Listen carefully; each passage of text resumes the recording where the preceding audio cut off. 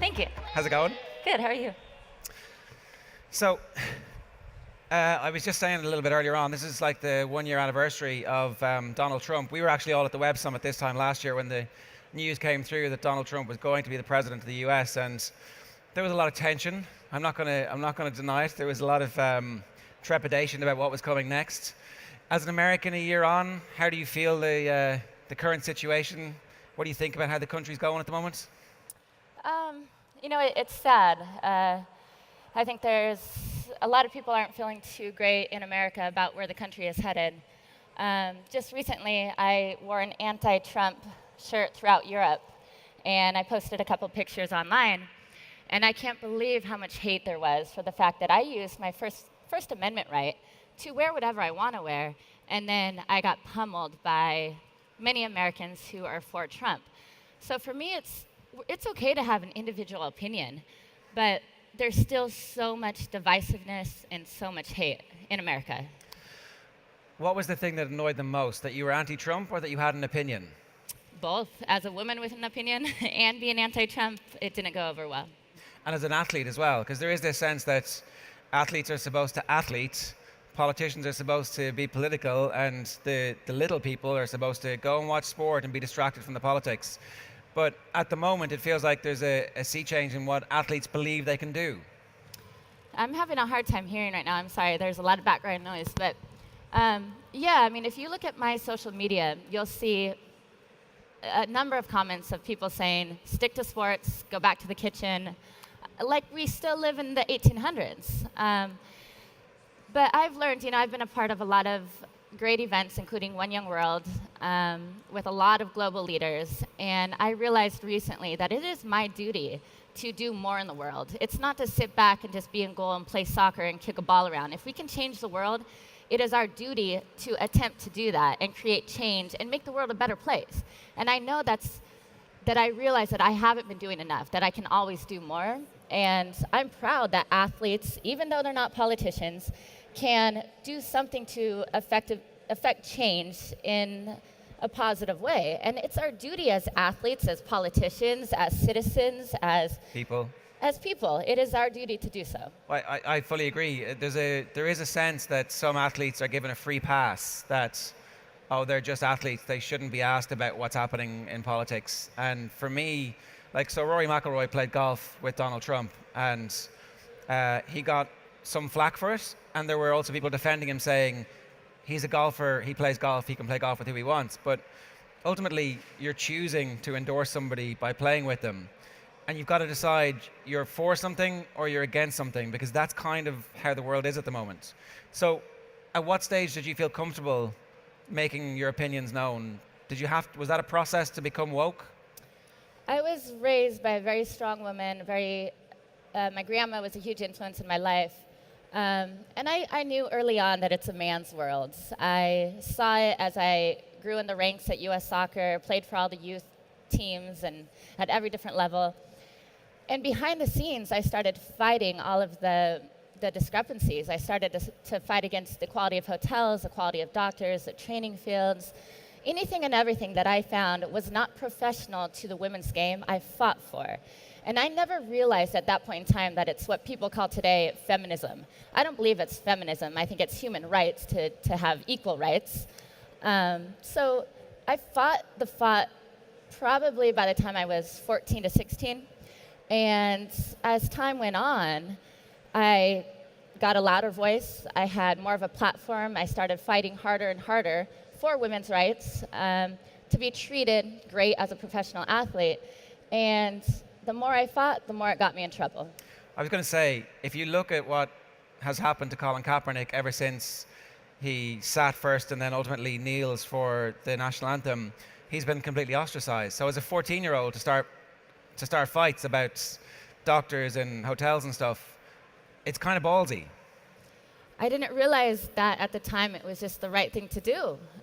We weren't being treated as one of the best teams in the world. And it did get me in trouble. I got fired. At the end of the day, I was one of the biggest advocates for equal pay, which just for background for anybody who isn't American in here, it is US law to pay men and women equally if they have the same job title and the same responsibilities within their job and they work the same amount of hours. So obviously as the men's professional team or the men's US national team and the women's national team with the same employer, we get paid very differently. And I can give you some numbers. In fact, Tim Howard, if anybody knows Tim Howard, he was the goalkeeper for the men's team for quite some time. In his World Cup year, which was in 2014, he played a total of 8 games. In 2015, my World Cup year, the Women's World Cup year, I played a total of 23 games. So 8 games for Tim, 23 games for me.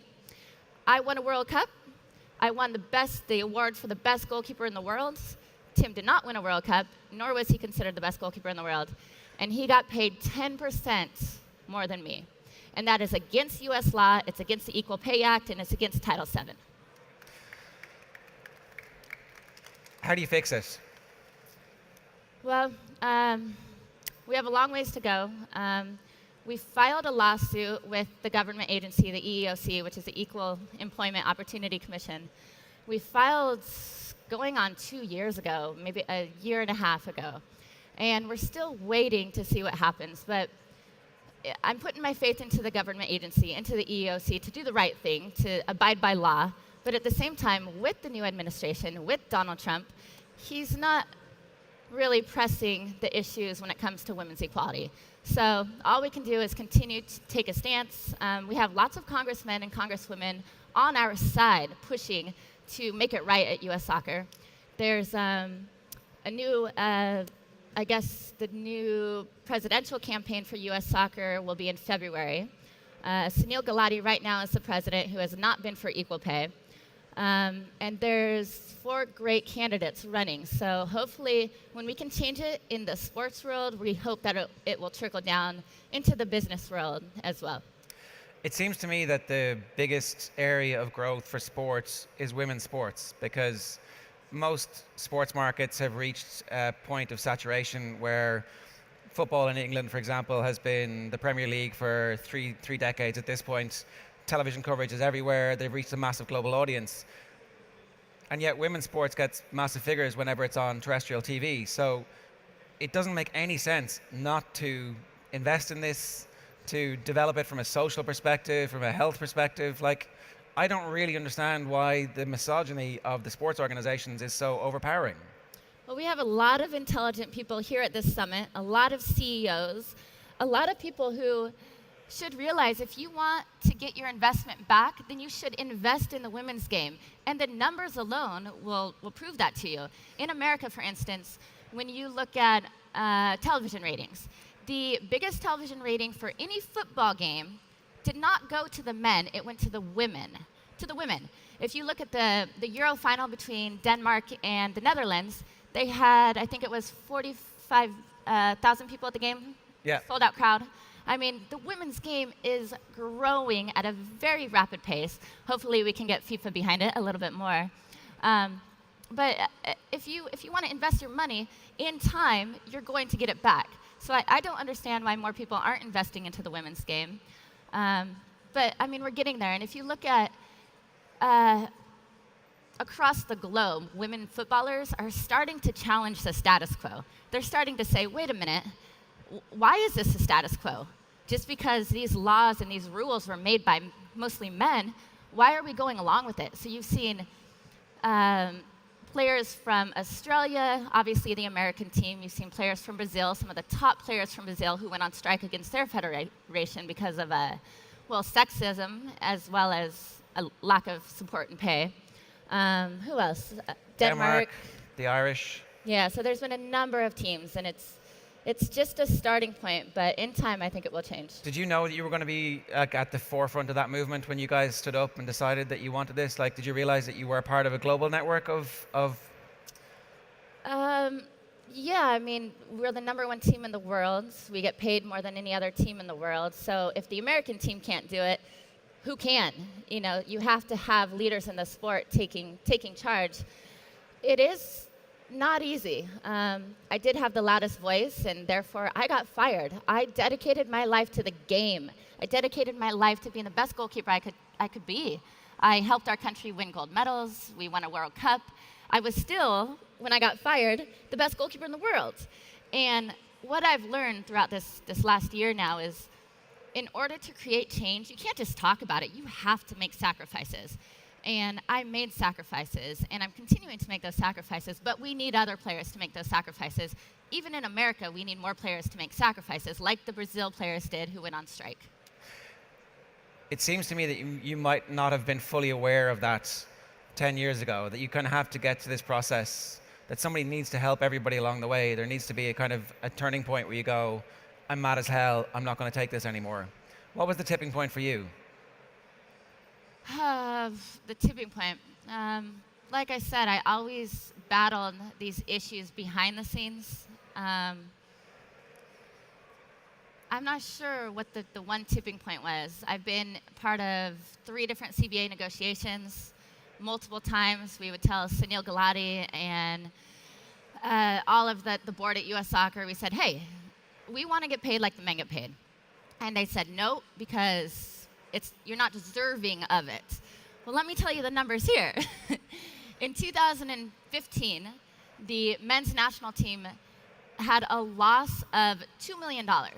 The same year, the women's team brought in close to $20 million for the federation. That's insane. You want to talk about where's the women games going? We brought in close to $20 million for the federation while the men lost $2 million. In 2016, on ticket sales alone, the women had a surplus of $5 million for the federation while the men lost $1 million in 2016. I don't know where the tipping point was, but as time went on and I saw the numbers and I saw the statistics and you see the facts, I got angry. I got mad, and we should be mad, and it's okay to be angry. Everyone says, oh, Hope's just a loudmouth, or Hope's just angry all the time. Well, hell yeah, I'm angry because they're not abiding by U.S. law, and I will do what it takes to fight against that.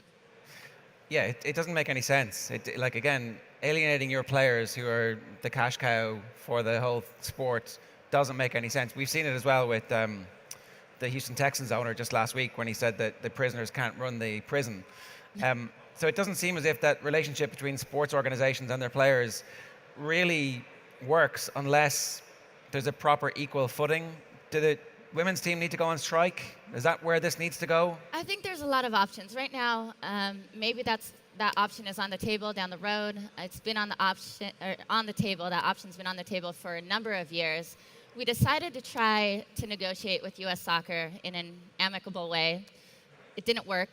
We got bullied the entire time, and that's why we had to file the lawsuit. So right now, we are just hoping that the EEOC will rule in our favor. But who knows? Strike, I've seen, does work, and I do hope that it works for other federations. I hope you talked about the fact that you've been labeled by people for standing up for stuff in your past.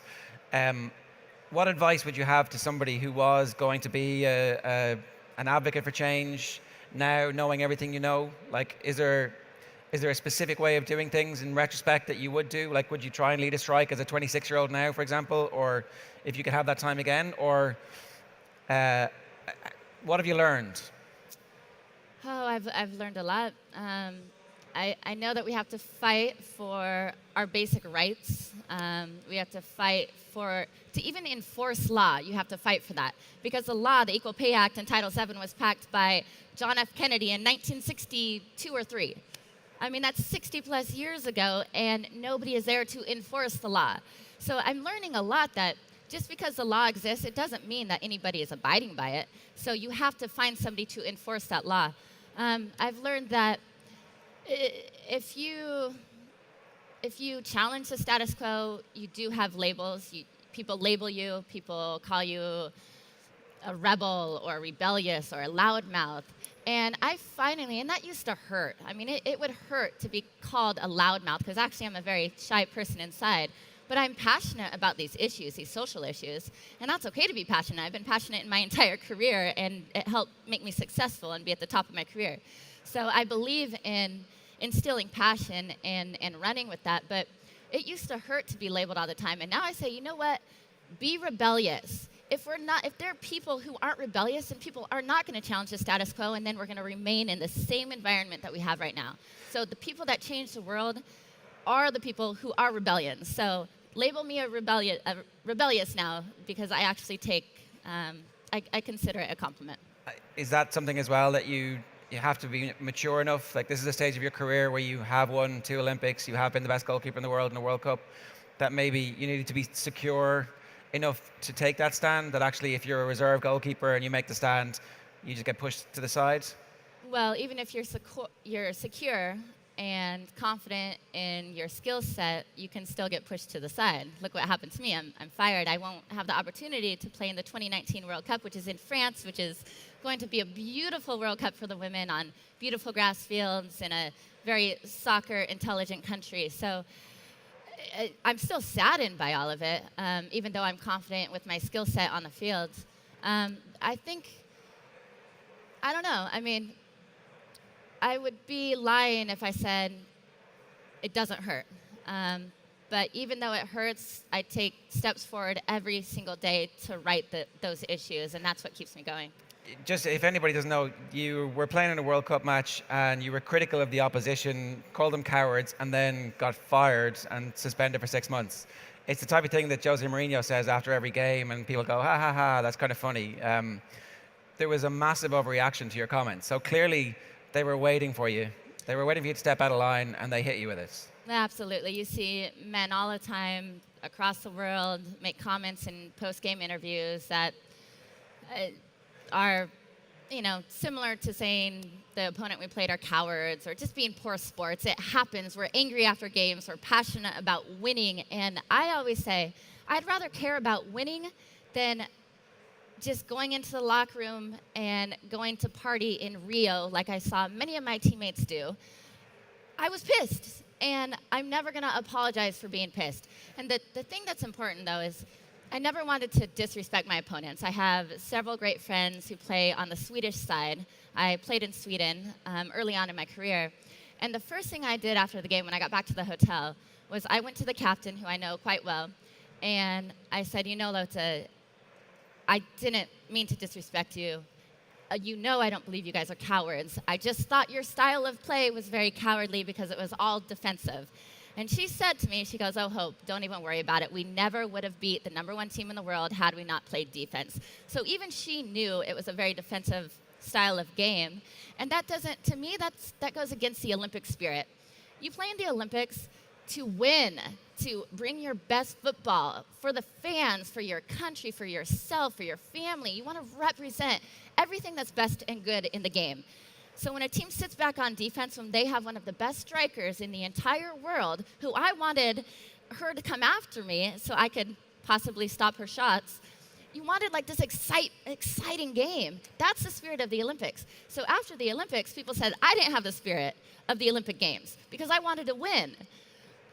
I'm from Ireland, so we don't really play very much attacking football. But you wouldn't like the way we play football at all. But the point is that there was a massive overreaction to your comments because of the stuff that you'd done previously. This was just their excuse to go, we've got her now, even though they really didn't in the end. Let me ask you this. You said that I got fired and suspended for 6 months. How does that even work? You don't suspend somebody and fire them. It's either one or the other. So it was really confusing to the general public, but the media ran with it, and the media said I was only suspended for 6 months.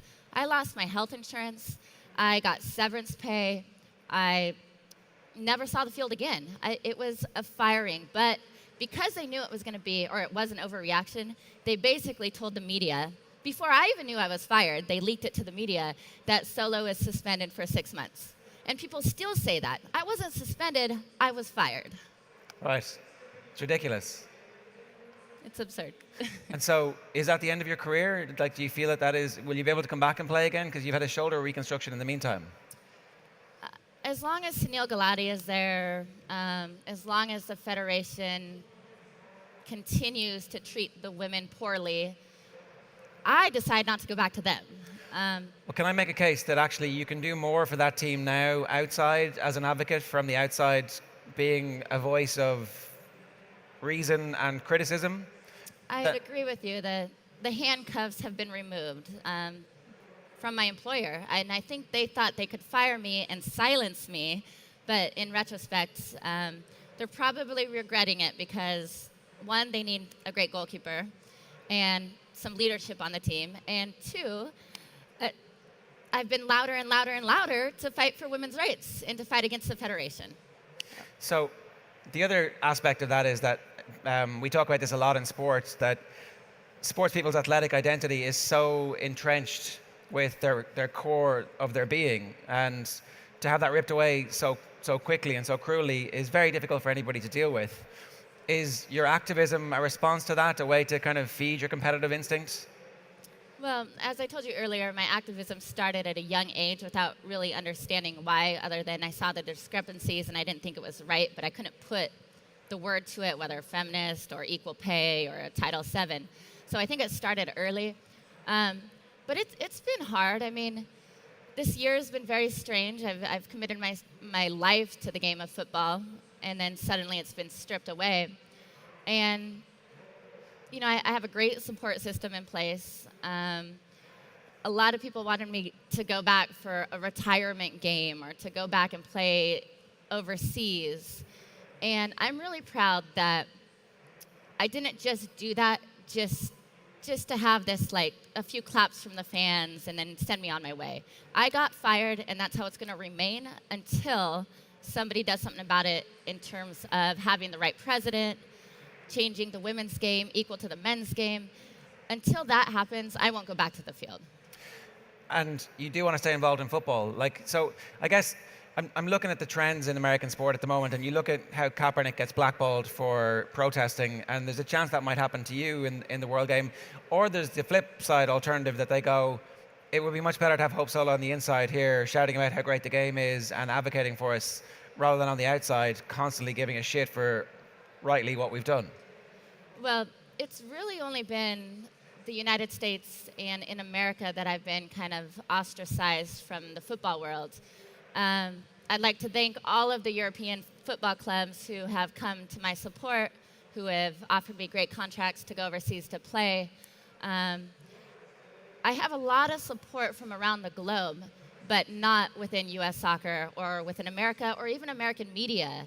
And I think it just goes to show how powerful they are because they have a lot of money. They have a lot of commercial advertisements. You know, Nike is one of their biggest influencers. So they know what they're doing in America, but it's really hard right now to get myself back into the American football world. But on a global stage, I know I'm making a difference. And I've been meeting with players from across the globe on what they can do within their own federations to change the global game. So I'm still involved with football. It strikes me as so stupid because you could really be someone who inspires kids to go out and play. Like, the rest of the world, I think, has this perception of football in America, soccer in America, sorry, being a very middle-class sport. The soccer moms was a whole demographic targeted by George W. Bush. But actually, soccer is a working-class sport all around the world. And America has this massive working class, which is going to be a brilliant breeding ground for world-class footballers. It's got a beautiful mix of ethnicities where you just know that if that's harnessed properly, soccer in America is going to explode. And you could be so easily part of that. And they're like, no, sorry, you complained too much. We don't want you to be part of this. Well, the trend in America right now, I'm afraid, isn't necessarily the working class that makes it to the top. It's the players that came from very rich clubs who have a lot of fees to pay. So a lot of blue-collar workers can't afford to send their young girls or young boys to play at the top clubs. You don't see any national team players from the state of Hawaii, and many other states as well that don't have these huge clubs like the teams in California and Seattle and Texas. It could be thousands. East Coast. It can be thousands of dollars to send your kids to play soccer in America. It's become that way, I'm afraid, and that's what needs to change in the entire organization to get more influence, to get racial equality, income equality. It's not there right now. A lot of the top players are from the top clubs who come from families with more money. So it's unfortunate because there are a lot of great football players in clubs in Las Vegas, in clubs in Ohio, that you'll never see. And also there's a problem with having Um, Having a lack of ethnicity on the top teams. So there's a lot of issues we're dealing with that maybe the general public doesn't see outside of winning World Cups for the women. The men didn't qualify for the World Cup. So there's a lot of changes that need to take place within U.S. soccer. Yeah, completely. So the last point on this before we send everybody off to lunch, you would definitely advise young athletes to stand up and be counted and to make their voices heard? Yes, of course. I'm a strong believer that you cannot create change in the world by being silent. Ladies and gentlemen, Hope Solo. Thank you. Good I'm stuff. having a hard time hearing you. I'm so sorry. Right, that's the end.